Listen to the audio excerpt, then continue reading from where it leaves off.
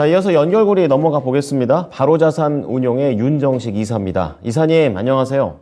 네, 안녕하세요. 네. 자, 오늘의 키워드부터 보겠습니다. 국채금리 급등, 그렇습니다. 10년물이 4% 찍었더라고요. 이것하고 또 중국의 지표 개선, 악재하고 호재가 서로 이렇게 부딪히는 하루다라고 좀 볼 수가 있을 것 같은데요. 좀 더 자세하게 얘기 들려주시죠. 네, 사실 어떻게 보면은 국내 증시로 따져봤을 때 한 2,400 조금 넘어가 있죠. 3.1절 이전, 그러니까 2월 28일 화요일 날 상승을 했기 때문에 2,400을 조금 넘어갔지. 사실은 이 미국 증시에 저런 악재만 있었다라면은 국내 증시 오늘 같은 경우 2,400 깨면서 좀 아래로 내려갈 수도 있는 그런 위기였는데, 크게 보면 중국이 어떻게 보면 미국의 이런 우려감들을 좀 살려주는 이런 모습을 전일은 좀 나타냈다라고 보시면 되겠습니다. 우선 첫 번째로 본다라면 미국 먼저 봐야 되는데요. 우선 미국에서의 이 ISM 제조업 지수 세부 항목 중에 가격 지수가 큰 폭으로 상승했습니다. 가격에 민감하죠. 인플레이션, CPI, PPI 할 때도 그랬지만 이 가격이 올라갔다. 인플레이션을 아직 제대로 잡지 못했다. 그렇기 때문에 이 금리를 좀 더 올려야 된다. 연말 금리 인하는 시기상조고 연말 금리 인하는 없습니다. 이런 얘기들이 계속 나왔던 거죠. 그런데 이 ISM 제조업 지수 중에서 가격 지수가 큰 폭으로 올라갔고요. 그러면서 10년물 국채 금리가 4%를 넘어갔습니다. 10년물 국채 금리는 좀 안정돼 있었던 모습이었는데 최근에 좀 흔들리는 모습이 나왔었죠. 계속 지표들이 계속적으로 올라가고 있는 그런 모습들이었기 때문에 10년물 국채 금리가 올라갔고요. 국채 금리 올라가면 안 그래도 보수적인 그런 모습이 나올 수 있는데, 여기에다가 한국 2월 수출이 전년 대비해서 7.5% 감소했습니다. 5개월 연속 마이너스 성장을 기록을 했고요. 하지만 지난달 발표됐던 16.6% 감소보다는 좀 개선이 된 상황이다. 근데 이 한국의 수출 지표가 미국 증시에 왜 영향을 미쳤냐라고 본다라면 한국은 수출 국가죠. 근데 이 한국의 수출 품목은 대부분 글로벌 선진국들이 대부분 사용하고 있는 그런 품목들이 좀 많습니다. 그렇기 때문에 한국의 수출이 둔화가 됐다는 얘기는 이 글로벌 국가, 다른 나라들, 글로벌 경기 위축을 나타낸다라고 볼 수 있고요. 전체적으로 경기가 위축됐기 때문에 한국으로부터 수입하는 물량들이 줄었다라고 다른 투자자들은 글로벌 경제는 해석을 할 수 있기 때문에 한국 수출이 감소한 것도 좀 악재로 작용을 한 그런 상황입니다.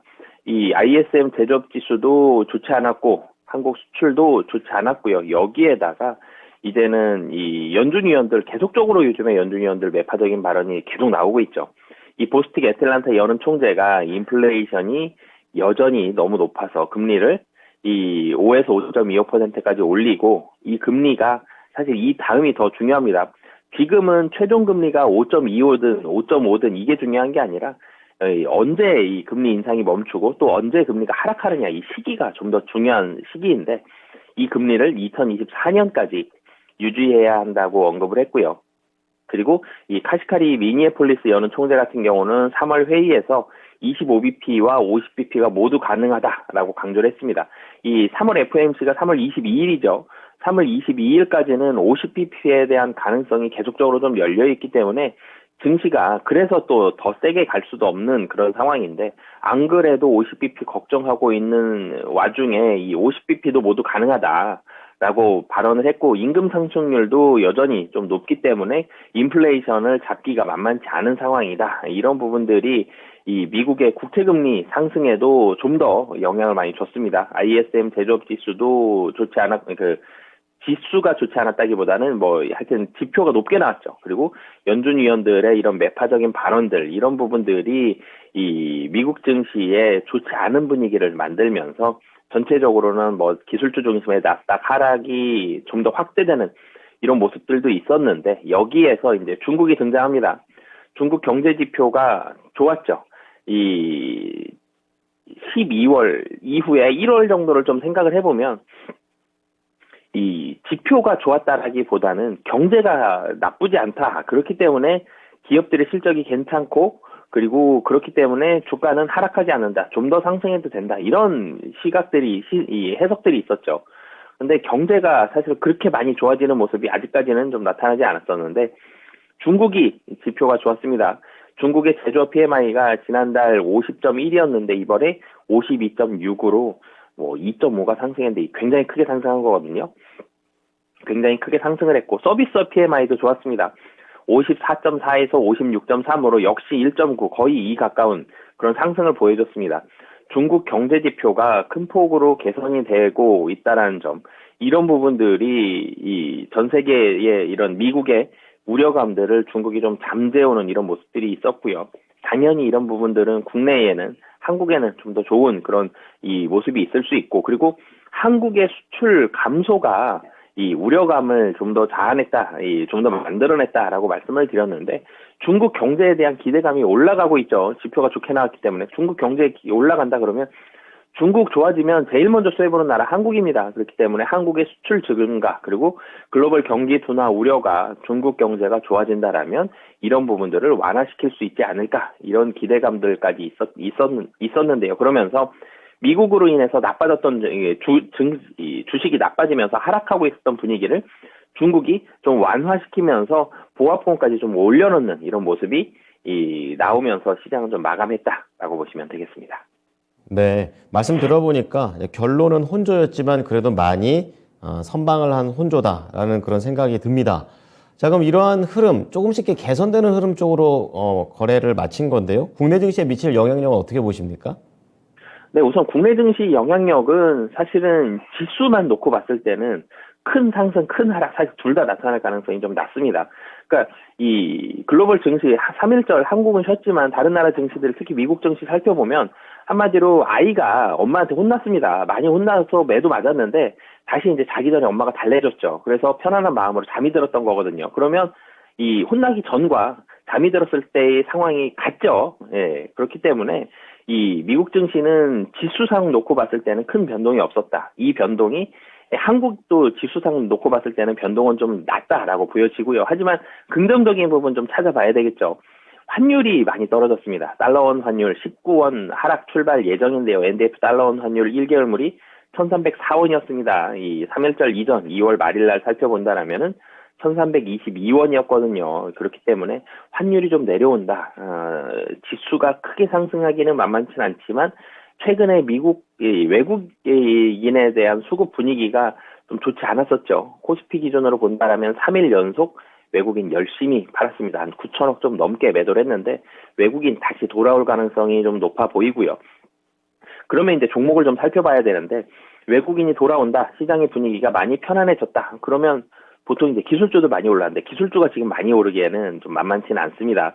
미국 증시에서도 기술주 선별해서 올랐기 때문에 기술주가 많이 오른다라기보다는 이 미국 증시를 좀 달래줬었던 중국 쪽에 좀 기대해 보셨으면 좋겠고요.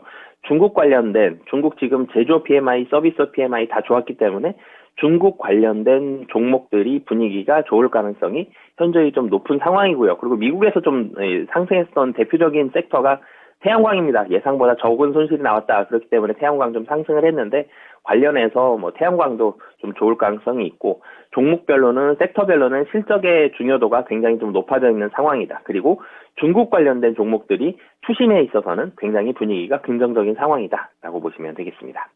네, 아무래도 오늘 종목은 중국이랑 관련이 있는 것 같습니다. 종목 공개하겠습니다. 예, 그러네요. 예, 아모레 퍼시픽, 또 화장품 쪽으로 가셨는데요. 연결시키는 이유 좀 들어볼게요. 네, 뭐 좀 전에도 말씀 주셨지만 중국입니다. 중국이 좋아지고 있죠. 중국에 대한 분위기가 살아나고 있다라는 점, 중국 지표가 좋아졌고, 사실은 확실히 좋아지는 종목이 어떤 거냐라고 연초에 사람들이 물어봤을 때 리오프닝 관련한 종목들, 중국이 열린다, 이런 부분들에 많이 주목을 했었죠. 네, 그렇기 때문에 중국 그런 부분들이 있었고, 그리고 이번에 이제 중국이 지표로 증명을 했기 때문에 중국 관련한 종목을 골라봤고요. 중국 경제가 빠른 속도로 회복이 되고 있습니다. 지표가 좀 전에 제가 이 제조업 PMI와 서비스 PMI가 2 이상을 상승했다라고 말씀을 드렸는데 굉장히 빠른 속도로 상승을 한 거거든요.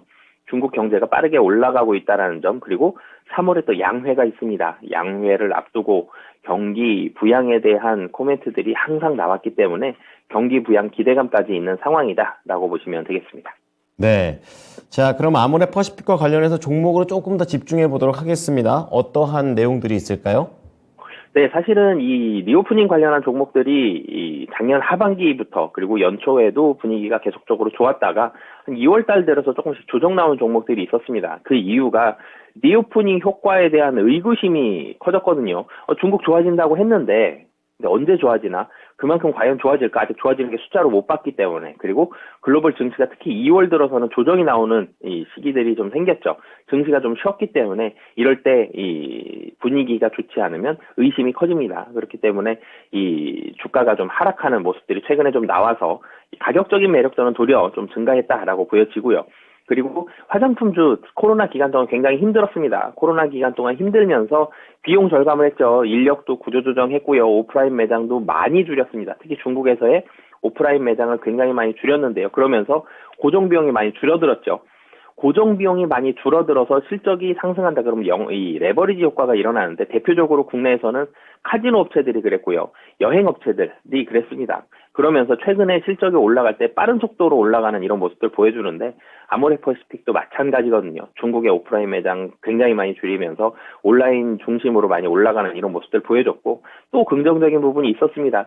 온라인 채널도 많이 확장을 시켰지만 중국의 매출 비중이 너무 높으면서 중국 의존도가 높았는데 이 중국이 한번 문을 닫아버리니까 회사 자체가 흔들릴 정도로 힘들었었죠. 그러면서 중국 외에 이 다른 나라에 대한 비중을 많이 좀 늘리자라는 노력들을 많이 했거든요. 중국 2022년도 중국을 제외한 해외 매출 비중이 45%까지 상승을 했습니다. 23년은 거의 50% 가까이 상승할 것으로 보여지거든요. 다른 나라도 상당히 많이 고르게 분산이 되면서 많이 팔리고 있는데 이제 중국은 확실히 늘어나겠죠. 확실히 판매가 늘어나는데 이 판매에 늘어나는 증가 속도가 어느 정도냐의 문제지 확실히 늘어납니다. 그렇기 때문에 중국이 또 늘어난다. 다른 나라 잘 팔리는데 중국까지 늘어난다. 그러면 굉장히 좀 좋은 상황이고요. 그리고 양회라는 시점이 있고 양회 때 여러 가지 많은 이 경기 부양책들이라든지 경제를 활성화시킬 이런 모습들을 중국에서 분명히 내놓을 거거든요. 이런 부분들과 그리고 양회 이후에도 이어질 중국의 폭발적인 소비 증가까지 생각을 한다라면 지금 최근에 주가 하락했던 부분들은 굉장히 좀 매력적인 자리다라고 보여집니다. 네. 자, 그럼 간단하게만 가격 전략 듣고 마치겠습니다. 네, 이 주가 사실은 지금 이 60일선 깨고 차트상으로는 좀 좋지 않은 상황인데요. 하지만 중국 관련된 기대감이 있고 지금 자리에서 충분히 좀 매수가 들어올 수 있을 만한 호재가 있는 만큼 굉장히 좀 매력적인 자리다라고 보여지고요.